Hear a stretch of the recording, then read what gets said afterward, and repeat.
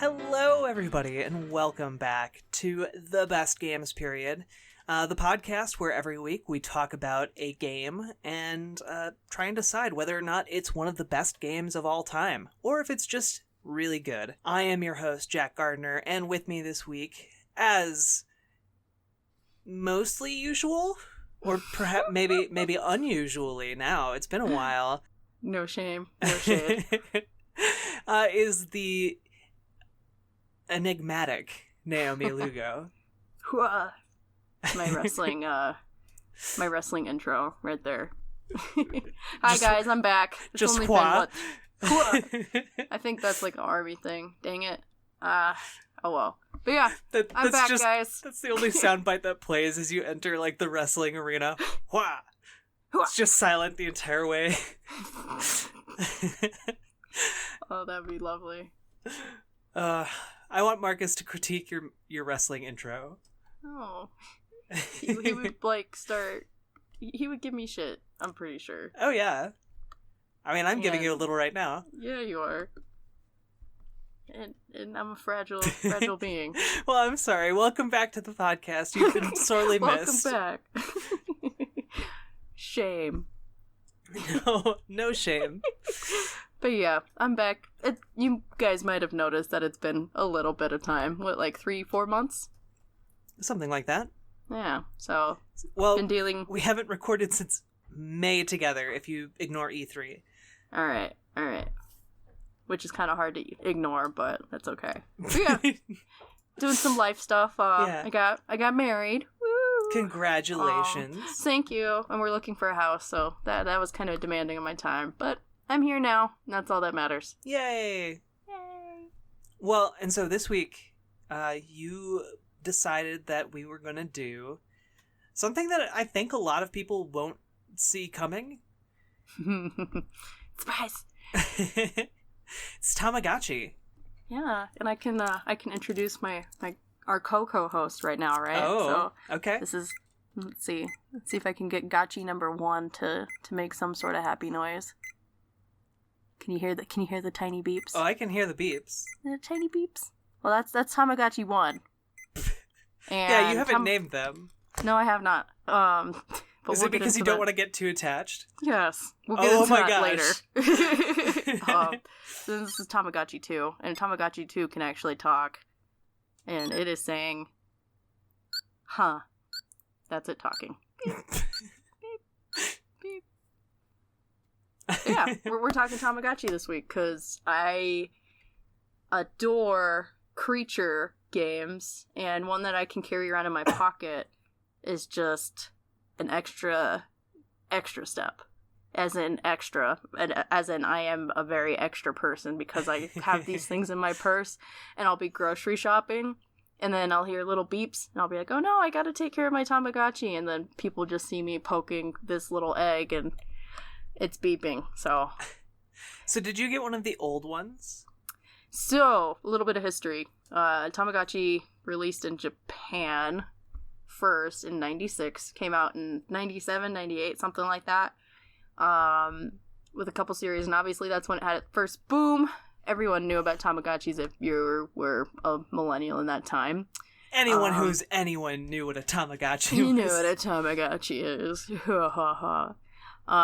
But they were re-released in 2017. So that's why you can actually go into a store and just buy a Tamagotchi now instead of like hunting on eBay for months or however you do eBay.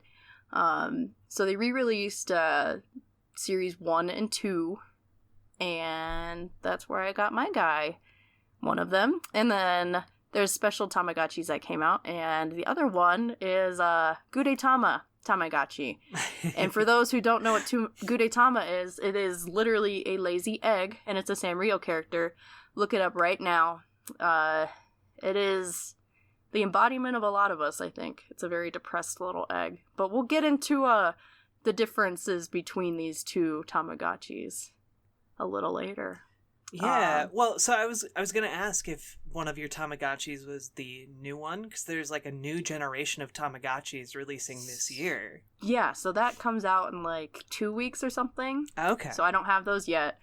And those are full price, so that's gonna be fun. It's like freaking $60 for a Tamagotchi. Not even full price. That's extra price. Yeah, they should at least at the most be like $25, but they released at like sub $20.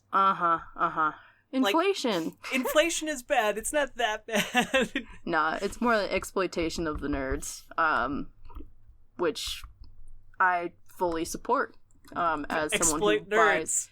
No, I mean like I am an exploited nerd, so I literally support the system and make it keep on running. Ah, gotcha. You're the oil that turns the gears of nerd progress. Yeah, or halts it because I don't contribute positively. But whoa! On this podcast, you contribute positively. Well, thank you. Sponsored by Tamagotchi. I wish. Be so cool. They only pay you in Tamagotchis. I would still take that. All of the Tamagotchi pets are dead. Oh no, they're not. I keep them alive. Or not, but we'll get into that later. But in the meantime, what have you been playing lately? Oh gosh, I have been playing Final Fantasy XIV. We haven't had this conversation about what we've been playing in a while, so I know. I caught you off guard. I have actually now seen the credits roll in an MMO not just once, but twice, because I finished the main story of the original vanilla Final Fantasy XIV, and then I made it through the 150 quests that separate the vanilla game from Heavensward, which is the first expansion. And now I'm about to finish that. I'm only a few missions away from being done, and that means I can move on to Stormblood, and after Stormblood, maybe I can tackle Shadowbringers. My goal is to actually, for once, make it to the level cap in an MMO and finish, an MMO story, because I've never done it before, and for a long time I thought it was impossible until I got pulled into it by unnamed forces. It was Ginny Wu. Former guest Ginny Wu made me do it. I've been meaning to get into Final Fantasy forever. But, like you kind of said, they're kind of a little time consuming. Just a little bit. I will say that I have not cared about the story at all until I reached hour 210. Which is after the main story of vanilla Final Fantasy XIV concludes. So it does get good eventually. Huh. It just takes a long time. I never expect anything from MMO storylines, at least while I'm playing. The lore, sure. The lore can be cool, but the way the story's presented, it's just always always feels shoehorned in there. You're slaying this many things. Oh yeah, there's a story reason behind it. Well, so that's kind of the thing. It took me that long to feel like I understood the world and the characters. And so then when some stuff started popping off with Roban, who's this burly, manly gladiator dude, and some political intrigue started going on, I was like, oh, I understand what's happening, and I actually kind of like the characters that are involved, so I want to know what happens, I guess. What is this feeling? Am I invested in an MMO? I don't understand. You've gone over to the dark side. Good for you. I kind of wish I hadn't, just because it is a huge time investment, and there are a lot of games out there that I really want to finish. Like The Last Guardian, which I played on stream. If you tuned into it, you saw me do it, and I was delighted, and I just haven't gone back since. But one game that I am very close to finishing is Cadence of Hyrule, which is the Crypt of the Necrodancer Legend of Zelda crossover, which is delightful. I love it so much. It's so good. I highly recommend awesome. it. Also, you can play as Zelda. Yeah. Which is, it's like the only game I've ever played in the Legend of Zelda games that lets you play as Zelda. So Right. I'm just happy. Finally. Oh well. We take what we can, and then we yell at Twitter until things change. Yeah. So I've obviously been playing Tamagotchi. They're forever. You don't get a break from Tamagotchi like children. But I wait, like children don't get a break from Tamagotchi, or you don't get a children? break from children. Okay. Yes. But we'll get into that in a little bit. Yeah. I actually played Dragon Quest Builders, which came out as of the recording of this podcast yesterday, Friday the 12th. One. Yes, Dragon Quest Builders 2. I was pretty much sold when I played it at E3. It just felt so great, and it was so cute. It was just like everything that I expected it to be and wanted it to be, which is kind of, as a cynical gamer, I always have those in the back of my mind, but I don't really expect those things, if that makes any sense.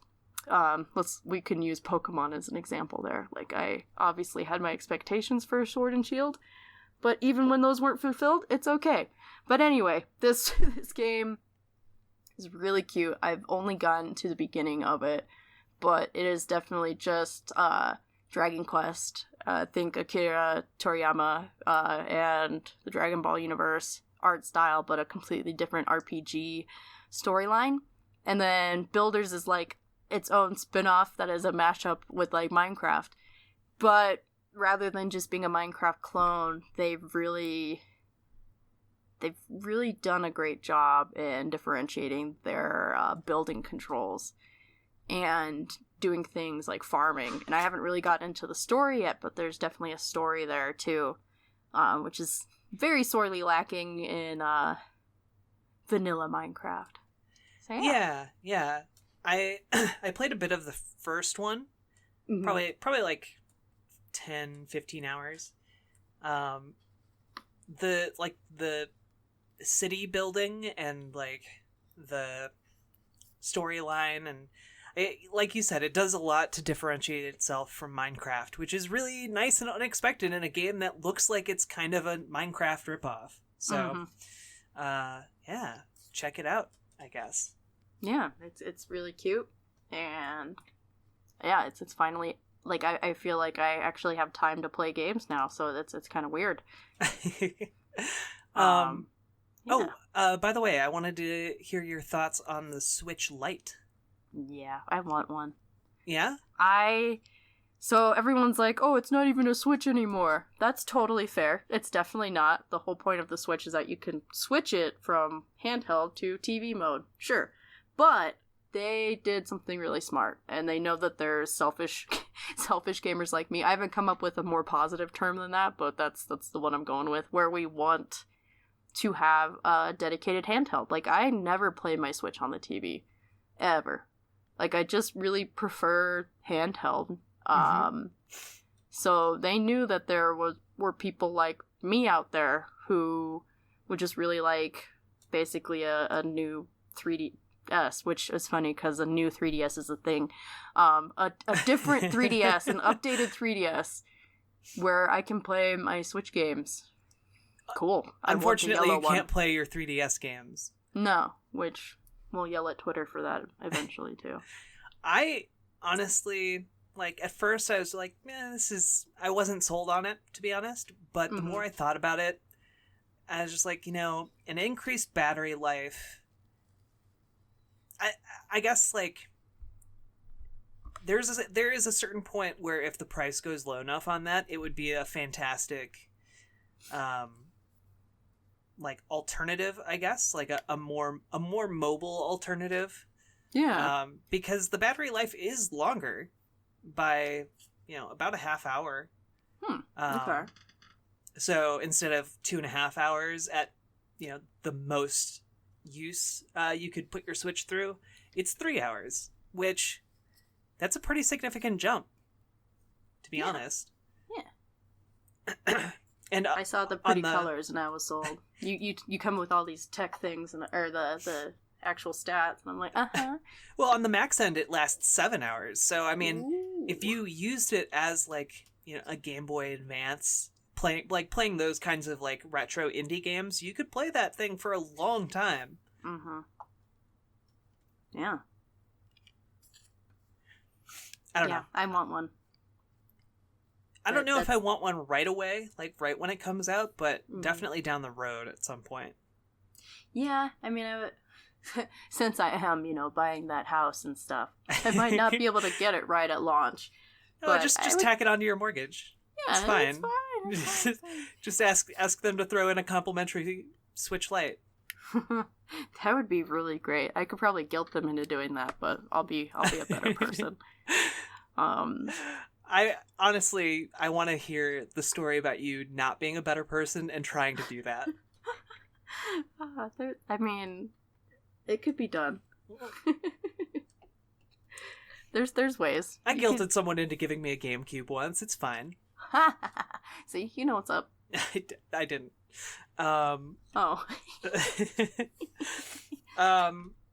Is there any other like industry news that you have found really interesting lately? I'm sure, but I don't really want to talk about the gamer girl bathwater crap. Oh my gosh, yeah, but well, that's the thing that happened. And there's been a ton that happened in between my absence, but we can move on. Okay. Since, like us, our dear listeners are probably bombarded with it on Twitter anyway. Yeah, that's true.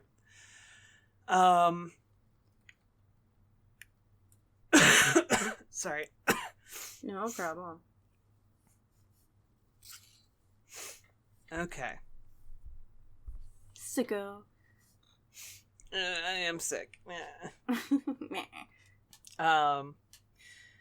Okay. So I think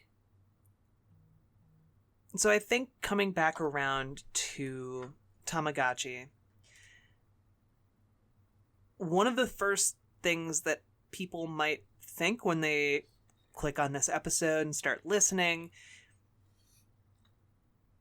do Tamagotchi technically count as like a game? Mm-hmm. Yes. Yes? They do. Okay. Yes. All right. So Make your case. Yeah, if we want to get technical, and I'm sure a lot of the people who are like, is this a game or not, are always going to lean on the technical side of things, right? So here we go. There is actually a complex system behind this game that, I mean, it's very deceptive on the surface. There's a lot of factors that go into playing Tamagotchi. So to describe how it works, just to get a better picture, your little alien creature comes to you via an egg, and that egg will hatch within moments, and you will get a random little Tamagotchi baby. And it really depends on the series you're on, how far into the game, like into the, oh gosh, what am I trying to say? Into the longevity of the game? I don't know. Into the Tamagotchi's life cycle? No, that's not what I'm saying at all. Okay, let me rephrase. How far you are into the series, yes. So if you're like Series 1 with the basic Tamagotchi, it's obviously going to be a lot less complex. Oh, gotcha. But at the same time, there's still a system even in the Gen 1. So you get this little egg, and it hatches, and like any tiny baby creature, it needs a lot of attention, right? And so this is where the game mechanics come in. Like, obviously, if you neglect the Tamagotchi, it can die, right? Mm-hmm. But what you do in between determines all of the odds of the different type of Tamagotchi, toddler, teen, and adults that you're gonna get. So if you do the bare minimum, you can get a crappy toddler Tamagotchi and a crappy teen and then a crappy adult. But if you do a really good job, which you have to figure out how to play that mechanic, you're more likely to unlock the better Tamagotchi. And okay, well, how do you know what a better Tamagotchi is? Yes. So with that, there are actual like picture scales of the Tamagotchi you can get. So usually the baby's pretty basic. And in the earlier gens, the babies are baby. The basic babies. There's only one, and then once you get up to toddler, teen, that's where it becomes more differentiated and you get different odds. So there's a chart, and it's like good care versus bad care. So the worst care that you give the Tamagotchi at different levels determines the scale of how bad it is. And it kind of works like a sliding scale like that. Although it's not totally precise. Like, you can get like a couple different types of good Tamagotchi. But if you're neglectful, your Tamagotchi is going to be bratty and weak, and yeah. But if you get a good one, then they're more rare, etc., etc. But there are pictographs that definitely describe all this. So, the way you actually play the game is, on your basic Tamagotchi, there will be a few features. You will have to feed it, play with it, give it medicine if it's sick, pick up its poop, yep, literally, and scold it if it's acting bad. And then one other thing is, hey, it's talking. It's one, my Gudetama Tamagotchi wants to play a game. Ha, good timing. So, one other mechanic, though, before we get into that, is you have to turn off the light when it goes to sleep. Very, very basic thing, but depending on how quickly you do that for your Tamagotchi who's sleeping determines the type of care that you're giving it. So right now with my Gudetama, it asks me to play, and the faster I respond to it, the better the stats are going to be. So I'll play my game, and they're very, very, very basic games. Like, the one with Gudetama is, which egg is he in? And you get a choice between 1 or 2. That's kind of impossible, because it really is just a game of chance. But in the more traditional Tamagotchi, it's like, it depends on the generation again, but the one I have here is, it's a numbers game. So it's numbers between 1 and 9, and the Tamagotchi will show you one number, and then you have to decide if that number is lower or higher. Very basic, but that one's a little bit easier to win. And they will be happier if you play the games correctly. And so you can check and see how your Tamagotchi is doing. And then one other mechanic is, I'll describe how discipline works, because that's really important too. So say your Tamagotchi beeps at you, but it doesn't need anything. It's doing perfect, it's happy, it's not hungry, blah. You have to yell at it and say, no, Tamagotchi, that's not good. You don't get attention when you don't need it. And then that contributes to its discipline meter. And that discipline meter will help determine what type of Tamagotchi you get. Like, if you get that bratty Tamagotchi or a more aloof one. So there are plenty of mechanics there to differentiate it as a full game. Like, there's literally a little matching mini game within the game. So if we want a little bit of extra buffer there's a game within the game. So therefore, the other game must be a game, right? So you do consider them like games, though, like, absolutely, as opposed to like a digital pet. I mean, it's a digital pet game. Okay. All right. Who's crying? Who's crying now? Aww. So that's a really good segue, I guess. It's almost like it's obviously virtual pet, but it's at the same time kind of, I don't want to say mixed reality, because it's obviously not like projected into your world or anything, but at the same time it kind of is, because it's set to your clock, right? So Tamagotchi will go to bed around whatever time at night. It'll wake up in the morning and it'll cry like babies do. I don't know. It's obviously not as advanced as like technology we see nowadays, but I think what made it so special back in 98, 97 when it came out was the fact that it kind of invaded your real world, right? You couldn't really go to work like a day job and have a Tamagotchi. It would die. So you had to make like special accommodations around it, kind of like something like Pokemon Go, right? You can't really do anything with Pokemon Go just sitting there. You have to accommodate your real life around it. So not only do I think it's a game, but I think it had an innovation that was, I don't want to say past or beyond its time, because I think it's pretty basic, but it brought this concept to the mainstream. And back then, it was even worse with video games. Like, people just were not as aware, and now it's definitely permeated our culture a lot more, where people will recognize things like Fortnite and whatever.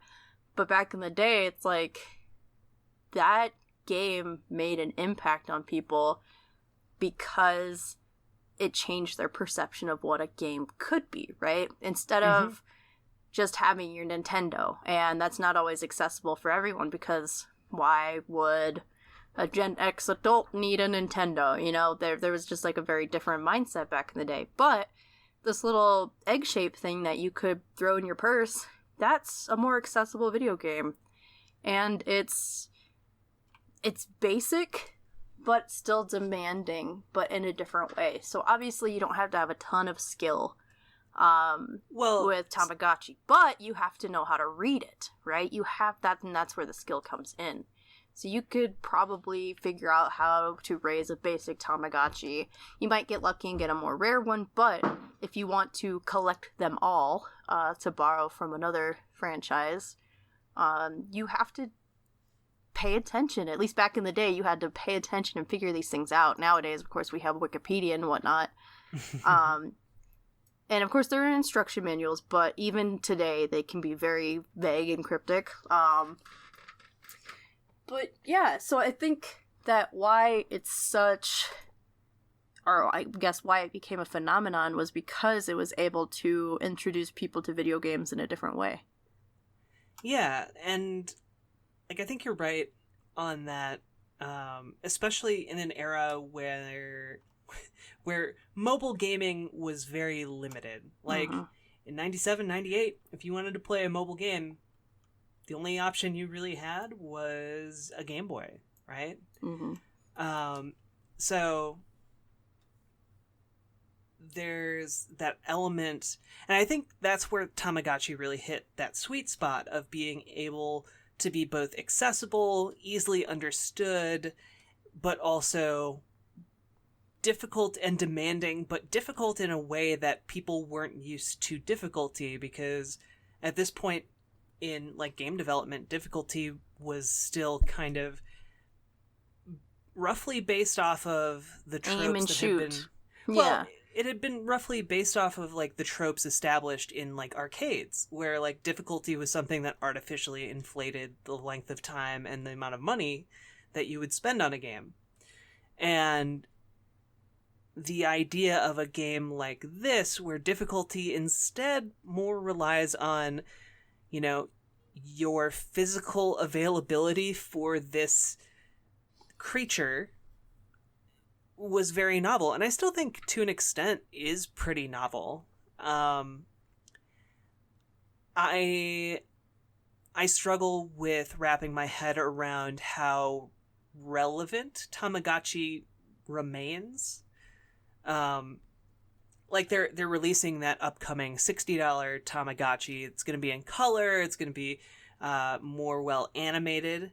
But what purpose does that serve in an era of smartphones, you know? Well, it's that special dedicated device. Like, of course, we can play video games on your phone. Like, my phone is phenomenal. I can play Ark better than my Xbox could on my phone. Like, that's insane. But at the same time, it's my device for work. It's my device for people keeping in contact with me. But there's something special about having this dedicated, very simple little device to just one game, really. And I think that appeals to probably a certain type of collector / gamer, right? There's just kind of a novelty to having that special device. I mean, it's kind of how I think of like my DSs, the 3DS, DS Lite, all of them. They, because of how I played them, it was mainly my Pokemon device.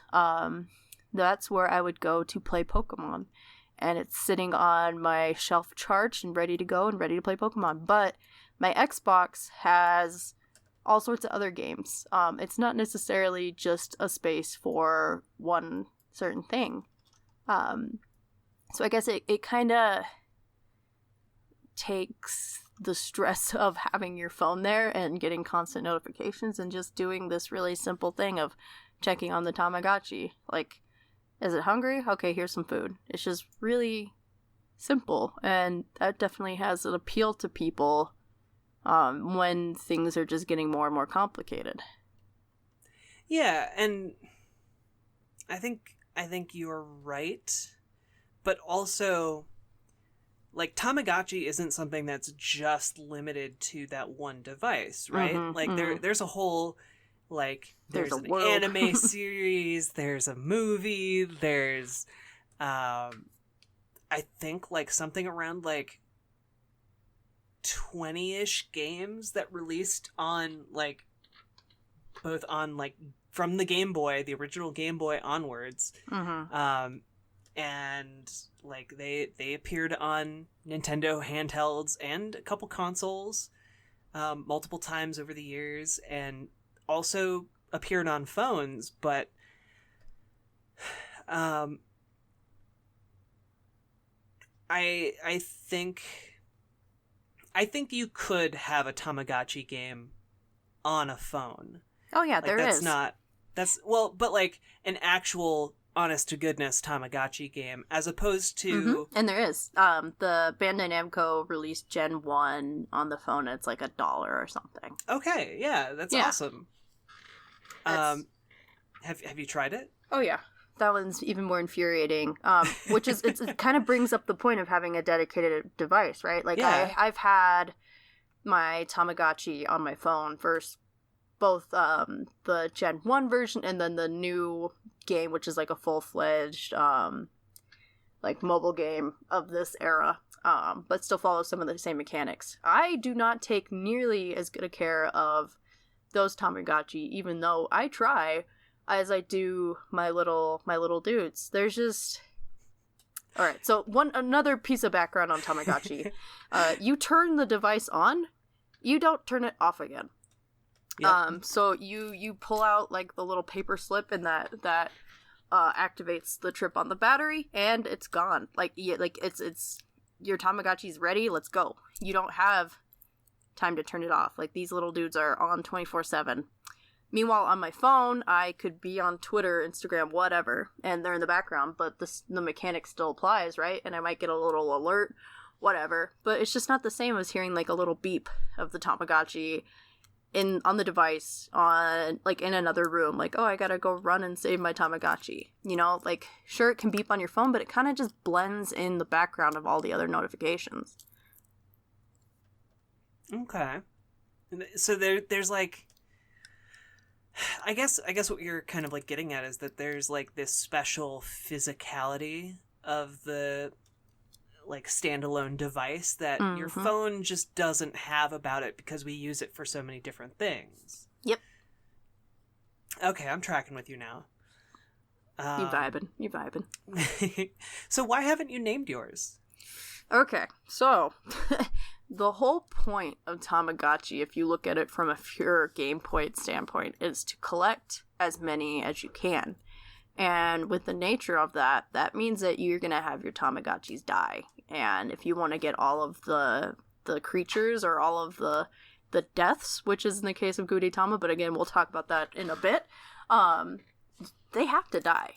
Well, but I'm fairly sure there's like a good ending for Tamagotchis where they just go home.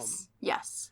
Or they get old and they get like decrepit. So yeah. But I mean, so yes, that is an outcome that you can get. That takes a long time. So the Tamagotchi, in order to get to that point, is like 25 days plus. In all likelihood, humans are humans. We miss the beeps and they die. We get bored and it just sits and they die. You know, that I think, but that's like another part of it. Like, in order to be really dedicated to this game, you have to be dedicated, which is why someone with ADD like me has two, because I'm not just going to pay attention to one. But in the case of Gudetama, and we'll finally get to talk about this little sadistic Tamagotchi right here. Okay, so normally the goal of Tamagotchi is to give the best care and get that rare Tamagotchi, right? Gudetama, you have to let him die and suffer. It's a lot more simple of a game. It is the Tamagotchi Lite, I believe it's called. This Tamagotchi Special Edition is the same as like the Eevee Tamagotchi, which hasn't officially released in the States yet, but of course people have that, so it's really simple mechanics, even more simple than my Gen 2 Tamagotchi here. So go through the menus. There's only one menu, and it's food or game. So you can either feed your Tamagotchi or you can play a game. And then you can also give it a tomato if it's depressed, because tomatoes cure depression. And it's even more basic here, where you don't get a meter for its discipline, its hunger, all that. You kind of just have to guess. And there's a little menu here where you can see how it's doing. And mine is still saying, huh, with a question mark. But,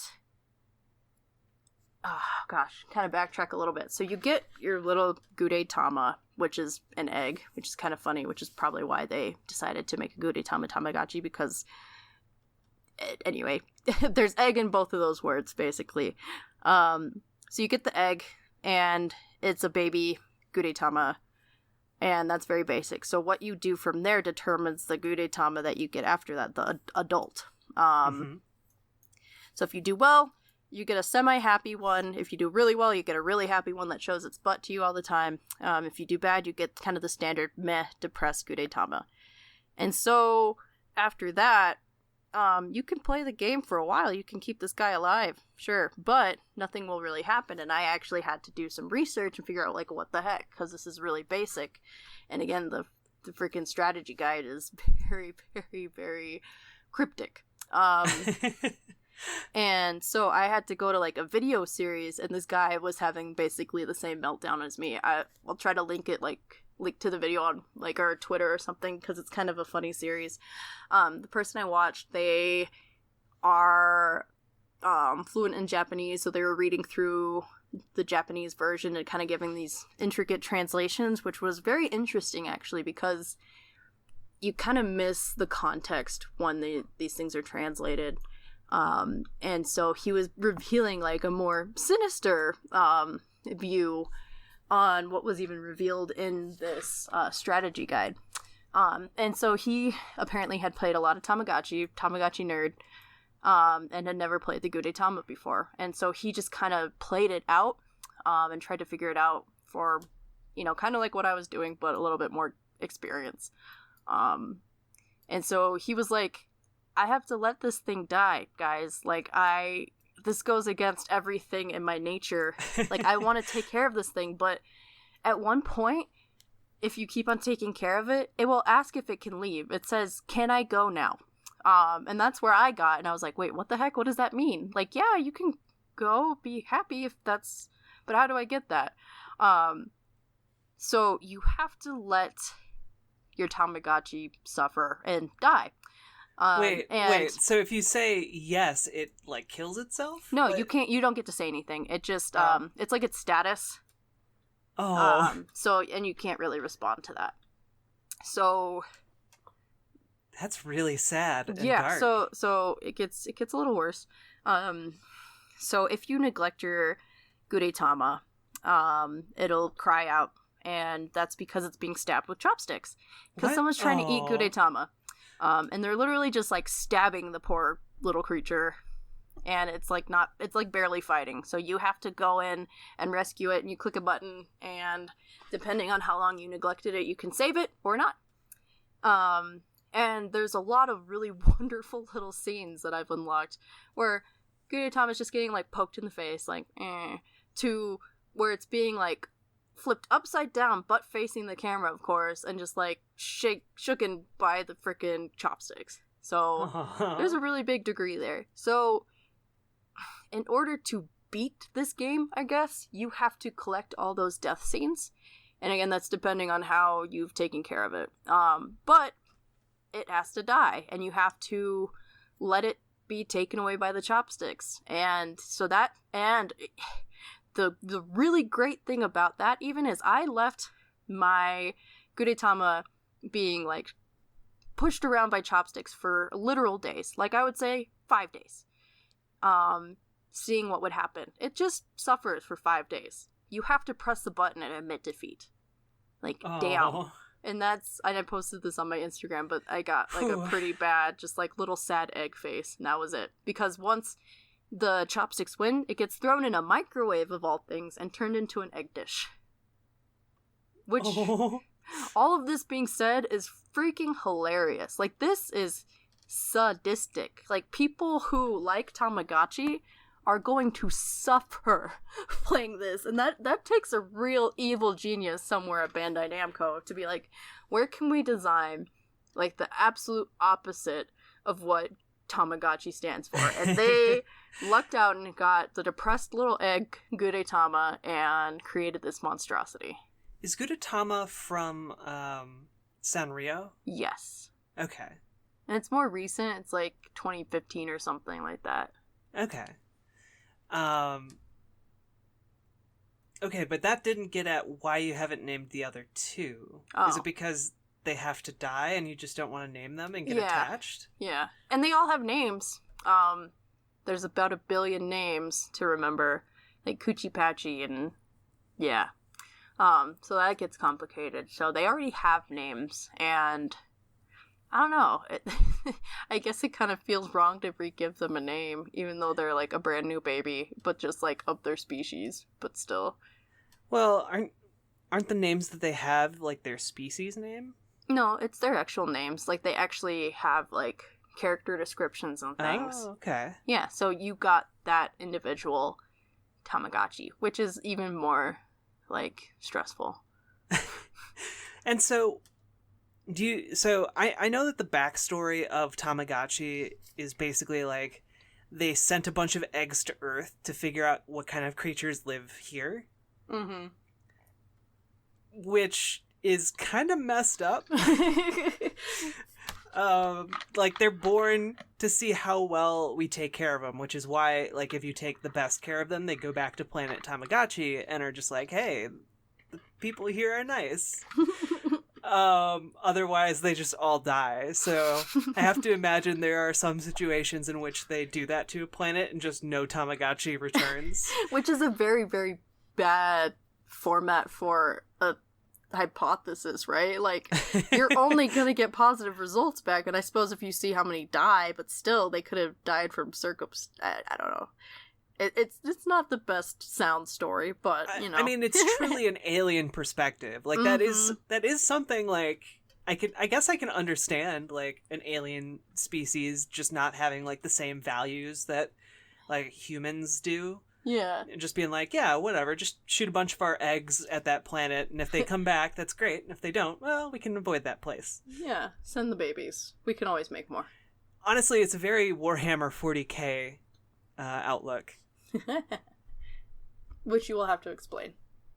Warhammer 40k is like this super grimdark tabletop role-playing universe where it's set like 40,000 years into the future, and like humanity has united under one emperor, and he is also the most powerful psychic ever to exist and is functionally immortal. And basically everything is so bad that, like, the human empire will, like, destroy entire planets if there's even a slim chance that, like, that planet might become a threat. But then there are also these other alien species out there, and one of them is, like, the orcs, except in this universe, orc creatures are basically living sentient psychic funguses. Okay. And so they will, like, pepper their fungal spores across a planet, and then like basically any planet that an orc sets down on, they are just always spreading spores. Mm-hmm. And so, like, baby orcs will like pop out of the ground eventually and become a huge problem. Okay. I don't know. Like I said, there's some similarities where they'll just like send disposable aliens to planets to, figure out if they're good or not. It's almost like Dragon Ball, right? They just send their children. I mean, but they have a purpose, they're gonna go destroy the world, but like, they don't know if that baby's gonna make it. Like, it's still pretty brutal just to send a child. Right. Yeah. Although, to be fair, Tamagotchis aren't here to destroy us. They're here specifically to be sacrificed. Yeah. Yes. Which is a fair point. Well, in lieu of a contrarian corner, since it's kind of hard to do with a storied series as Tamagotchi is. Yeah, there are not a ton of critical takes on Tamagotchi. Which I will change. Yes. Mark my words.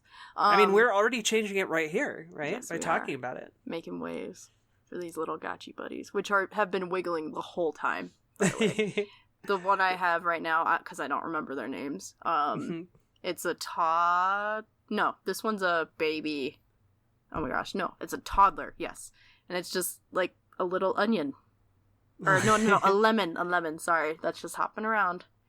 And then last time I got a lemon with legs, so we'll see what I get this time. I remember the one I had as a kid. I had two. One of them was like a little dinosaur buddy. Mm-hmm. And the other one was a Pikachu. Which I've been stalking that on eBay, and I'm like, no. How much is it? Oh, it's not that much. It's like $40. Yeah, but it's still a lot for a retro Tamagotchi. Yeah, for a used retro Tamagotchi. Yeah. So in lieu of our contrarian corner, I have a review of the Tamagotchi reboot on Mashable, and so I'll just read through their very analytical approach. They have the good, the bad, and then the bottom line, and they gave this a score of 4. So not really contrarian, but out of 5? Yes, out of 5. Okay. Okay. But it's still an outside opinion. So they said the good. Choose from either classic colors Gen 1 or new colors from Gen 2. Includes original addictive gameplay. Small size makes it super portable. Kind of a duh there. The bad, not backlit. Display is antiquated. Battery isn't rechargeable. Very true. It is very just 90s. There is one battery, no backlight. So when it's crying not in the middle of the night, but at nighttime, I have to like go to the window to even see what's up. Oh no! And my Gudetama is being stabbed by chopsticks as we speak. Oh no! But I'm rescuing him. Yes, that's what I thought. I was gonna be mad. I thought they were gonna take it away. Like, I just responded. Anyway, and then their bottom line is, other than some color updates, there isn't much new to be had in Gen 1 and Gen 2 Tamagotchis, but simplicity is the point. This is a fun, affordable pet simulation toy that owners of the original will find irresistible. And I thought that kind of summed it up pretty easily. If you have nostalgia for this, it's probably going to be a shoo-in that you want to go back and get Tamagotchi.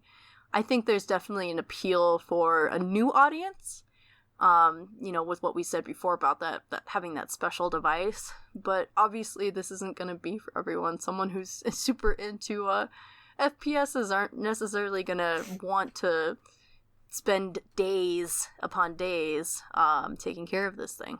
So, yeah. So, okay. So I guess, like, that's your position. It is one of the best games, period. Mm-hmm. Okay. I'm gonna go with no. Just because I feel like Tamagotchi released, and it was a huge deal in the 90s, and then it has just kind of steadily fallen off. And I think that the new series of Tamagotchis is really made more to target the former audience of Tamagotchi players, especially like the free-to-play new ones that are trying to basically milk microtransactions out of people. And I 100% understand the appeal, because like I played one as a kid too, and there was something super, super special about that, but I don't necessarily know that it has, or at the very least, like that first generation has like an enduring quality to it. Like I think that it's very much a thing of its time and place, which doesn't mean it's bad. I just think that I don't know. I think that this game is also hard to criticize because it's one of those things that is just kind of, it is what it is. Mm-hmm. It doesn't have huge ambitions to tell like this deep and meaningful story. But I think that the relationships that people develop and project onto these Tamagotchis are very real and powerful. But I question whether that's because of how well the Tamagotchi is designed, as opposed to humans' inherent ability to like empathize with like inanimate objects, and like I don't know. I find it to be interesting and good, but not quite enough to elevate it to like video game canon status, you know? Okay, that's fair. But what if I told you there was a Mothra Tamagotchi? Okay, you see, I mean, on the one hand, you're really appealing to me, but on the other hand, you're also proving my point that it's kind of this niche thing. Gosh. Yeah, Mothra, Gudetama, and Eevee. What other franchises are there? All right, which is fair. It's totally fair. But listeners, what do you think? Let us know on Twitter, and we'll post a poll. We will try to post a poll. We probably won't remember. Well, now that you said that, now we have to. I just want to be honest. I have to be contrarian and post it now. That's it. You just have to use reverse psychology on me. Just every week, I'm like, we're not going to post a poll. Yes, we are. You know I'm not above that. Is that your impression of yourself? Yes.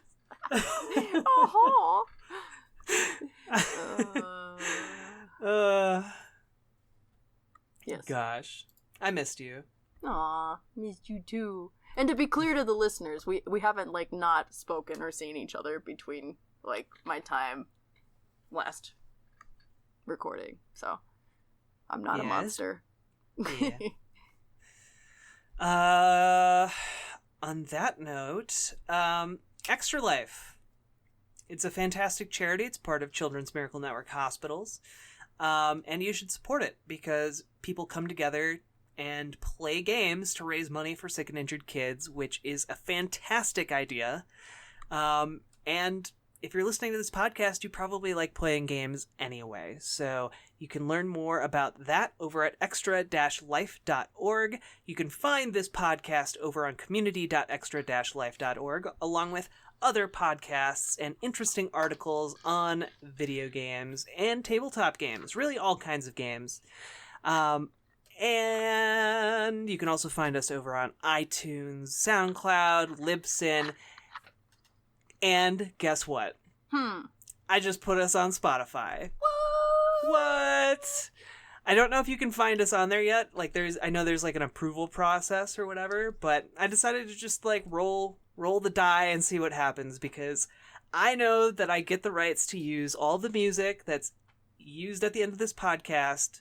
So we're Gucci. I just hope that an automatic system doesn't flag us, because gosh darn it, I know that happens on YouTube when these go up there. So Gucci, really? Gucci? Yeah. I'm just gonna say Gucci. Gotta deal with it. No. This is part of my transition. Don't invalidate me.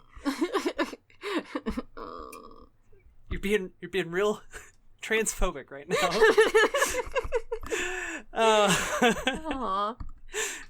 You're not. You're okay.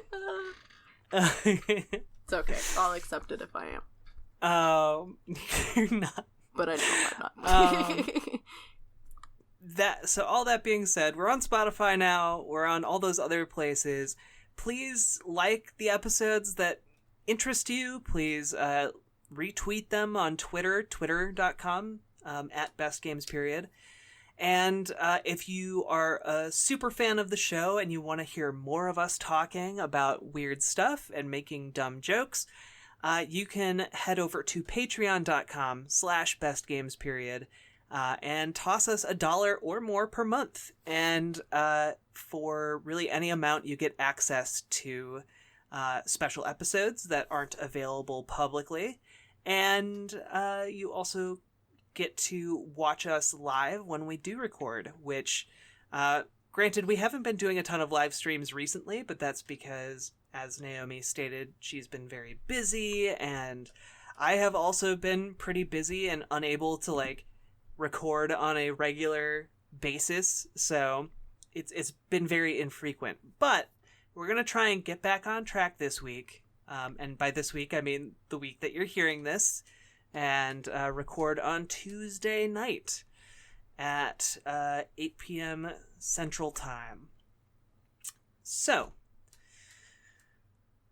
I think that covers everything. Oh, nope, one more thing. This year, August 24th through the 25th, is Extra Life Tabletop Appreciation Weekend, and that's basically just a time for people who love tabletop games. And we here on the podcast do, because you've heard us play through Dragon Guard, so you know that we love us some D&D. Wow. Okay. You're putting on a play, Naomi. You're not actually Gnome Suni. Right. Right. She's not a self-insert, maybe.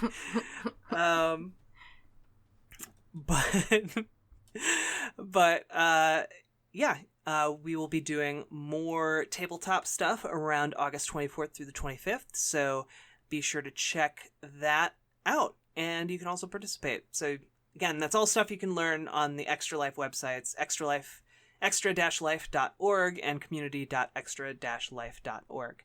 So, all of that being said, next week, the current plan is to talk about Dungeons and Dragons. We'll see you next time on the Flippity Dippity. Peace. Was that your ghost sound or your dungeon sound or your dragon sound?